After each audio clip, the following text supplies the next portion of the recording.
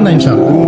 রিজিক আছে, খাবো ইনশাআল্লাহ, কিন্তু হয়তো বা অভাব হবে, টাকা পয়সা একটু কম হতে পারে, অন্যের 10 তলা ফ্ল্যাট হবে, আমার হবে না, ঠিক আছে, অন্যের এত বিঘা বিঘা জমি আমার হয়তো হবে না, কিন্তু ইনশাআল্লাহ তাআলা এই যে দুনিয়ার মুসাফিরের জীবনটা, এটা মুসাফিরের জীবন না, মুসাফিরের জীবনটা কেটেই যাবে ইনশাআল্লাহ।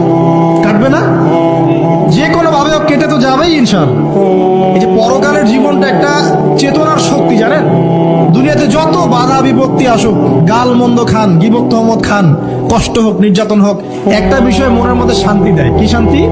যে এই দুনিয়ার জীবনটা তো আর চিরস্থায়ী নয়, এটা তো আর সারা জীবন থাকবে না।